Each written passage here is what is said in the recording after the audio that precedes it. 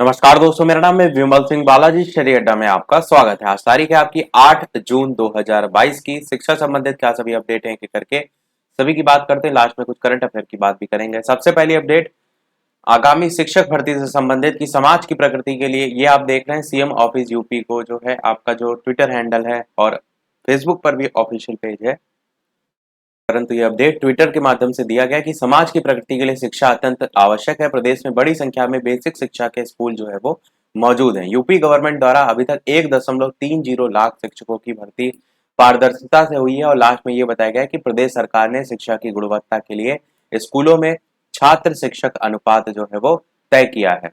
Clear यहाँ पर लिखा है क्या कि तय किया है, यानी कि इनके अनुसार जो छात्र शिक्षक अनुपात है वो ऑलरेडी जो है कंप्लीट है और किसी भी प्रकार से नए शिक्षक की आवश्यकता जो है वो नहीं है। ये 7 जून 2022 को जो है यानी कल जो है आपका 22:40 जो है समय, यानी कि रात के वही 10:40 पर जो है अपडेट किया गया है। परंतु कहानी अभी यहीं खत्म नहीं हुई है।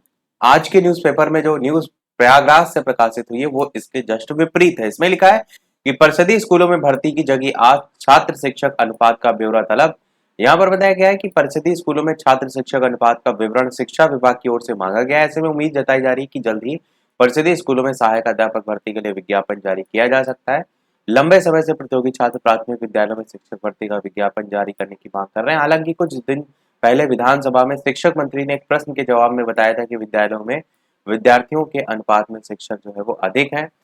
जिला बेसिक शिक्षा अधिकारियों को भेजे पत्र में लिखा है कि विद्यालय में 30 अप्रैल 2022 तक शिक्षक छात्र अनुपात के आधार पर अनुमन्य पद और वर्तमान में कार्यरत जो अध्यापक हैं उनकी संख्या का विवरण जो है वो भेजा जाए और जिला से बेसिक शिक्षा अधिकारियों को निर्धारित प्रारूप पर 7 जून तक इस विवरण को अनिवार्य रूप से परिषद को ईमेल जो है वो भेजना है। अब यहाँ पर इसके एकदम विपरीत बात की गई है। कई बार ऐसा भी देखा जाता है कि कोचिंग वाले जो है एडमिशन होते रहे हैं तो उनके लिए कई बार न्यूज़पेपर में छपवा देते हैं। तो ये सारी चीज़ें कई बार गवर्नमेंट के द्वारा इस प्रकार से छात्र आस लगाए रहे उस लिए छपवा दिया जाता है। तो बहुत से कारण जो है वो होते हैं। अगली अपडेट है डीएलएड के संदर्भ में एक नोटिफिकेशन कल 7 जून 2022 को जारी किया गया। इसमें बताया गया है कि डीएलएड बीटीसी सेमेस्टर परीक्षा 2022 जो अभी हाल ही में हुई है उसके उत्तर पुस्तिकाओं के मूल्यांकन के लिए आवश्यक दिशा निर्देश जो है वो दिए गए हैं और इसमें बताया गया है कि मूल्यांकन कार्य 7/6/2022 यानी कि कल से प्रारंभ हो गया है और 25/6/2022 यानी कि 25 जून तक ये चलेगा। मूल्यांकन केंद्रों पर एक साथ संपादित जो है वो परीक्षाएं कराई जाएंगी, यानी कॉपियों का जो मूल्यांकन है।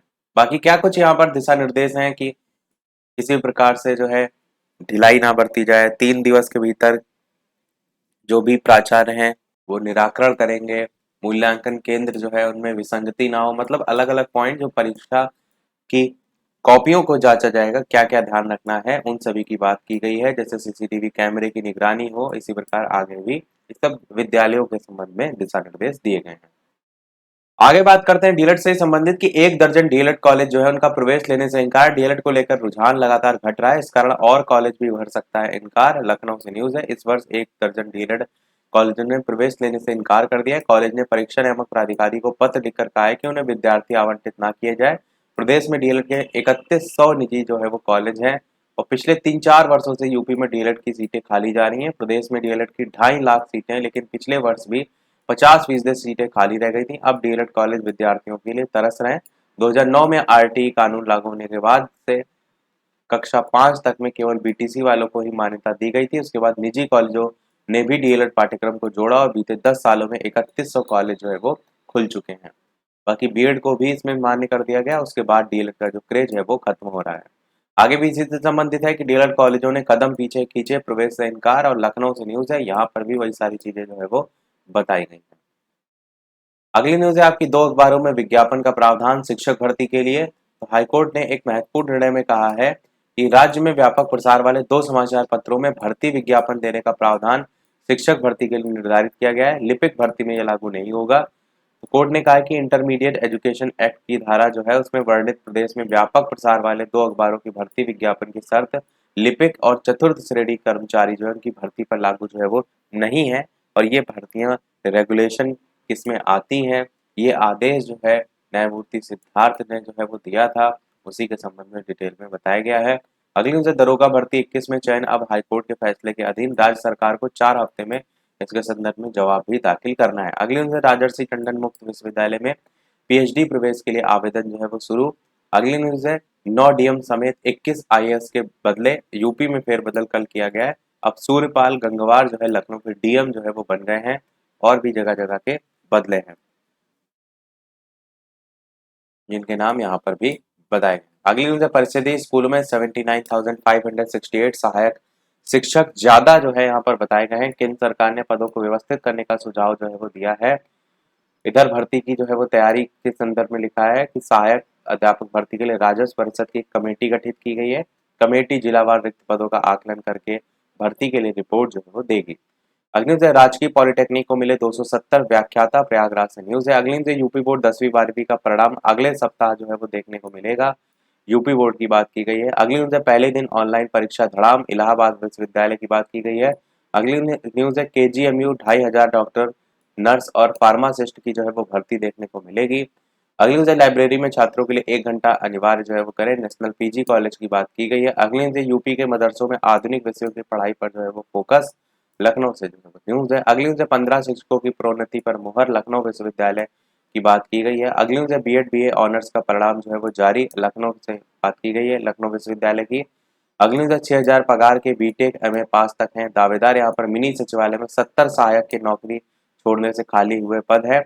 उच्च शिक्षा पाए युवाओं ने कर दिया है आवेदन। 70 ग्राम पंचायतों में होनी है सहायक जो है उनकी नियुक्ति। अगली न्यूज है 10 विषयों के रिजल्ट जारी, राजकीय इंटर कॉलेज को मिले 402 जो है वो प्रवक्ता।